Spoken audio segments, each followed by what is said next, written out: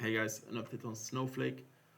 So myself, I opened an extra position earlier today to potentially write, if this earnings report would give a boost to write this third wave in the case that we are doing this 1112.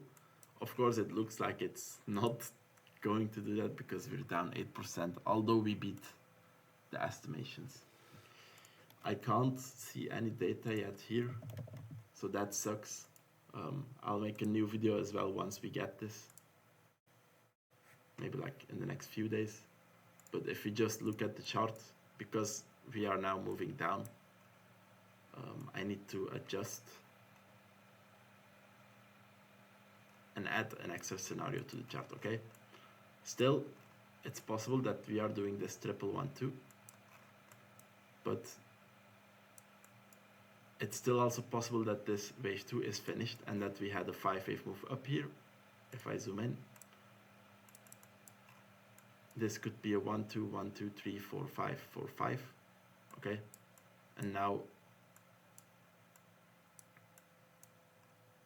we are doing a wave 2 then, like this 1 2 3 4 5.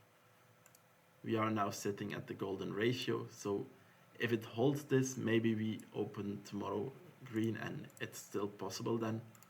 But if we fail and if tomorrow this 618 loses, then it is possible that this was an A wave, this was somehow a B wave, but a very ugly one then, because you could say, okay, A, B, C here, B, C, like, but it's not so nice.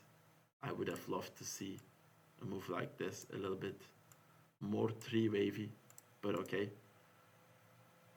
So if we lose this and are weak tomorrow, then it's possible that we go down in the C wave, meaning that we're still not done with this wave 2 and we have to extend this correction. That's why this red fib box is here.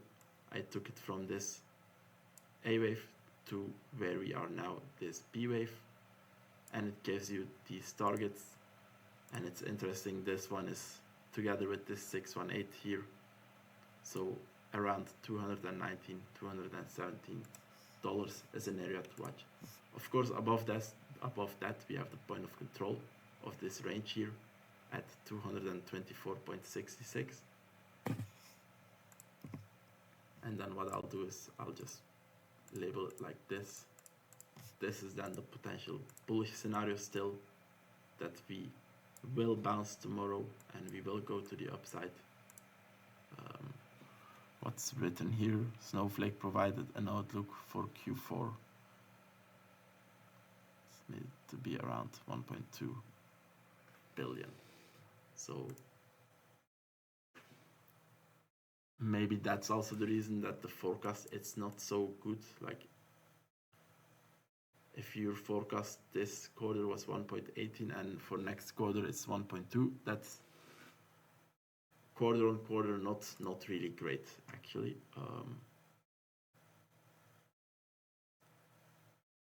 And then also, if you look at the year-on-year revenue, we have this quarter put in a year-on-year growth of like 25%, which is lower than this 31%. So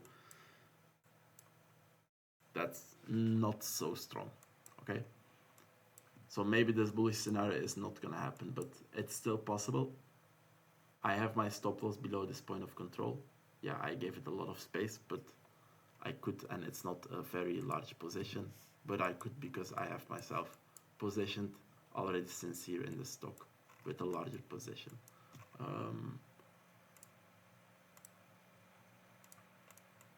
So this is the plan then. Both scenarios on the chart. Either we go up tomorrow, or if we fail, then we're gonna test these levels here. And if this fails, then we're gonna have to shift towards this being a 1 2 3 4 5 wave move to the upside in a leading diagonal, and that we have to do a larger correction. For that, if we get this C wave down, this would be a larger A wave, then we would do a B wave and a C wave down from there, okay? 1.24,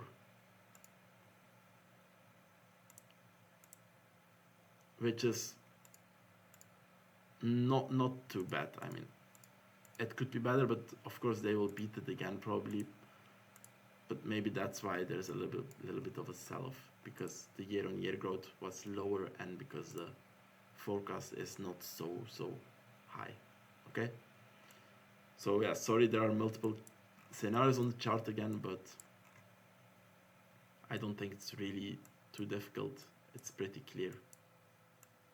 Either this is finished or we're still working on it in red. Okay, and if this fails to give any reaction, then we have to shift towards taking fibs from the all-time low here to where we are now, like this.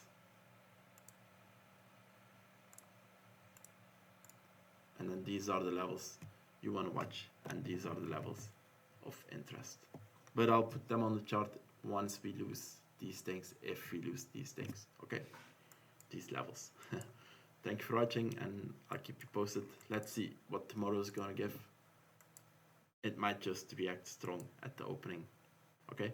Because it was down all the way to like -9%, I think. Let me quickly go on the extended. Yeah. We are 2.5% up from the lows, but I mean, let's see. Thank you for watching. I hope you liked the video, and I hope you're understanding again the scenarios, because it's complicated if there's multiple things. But again, I have to, because there's always a bullish and a bearish scenario, always. Thank you for watching, and I'll see you next time. Bye bye.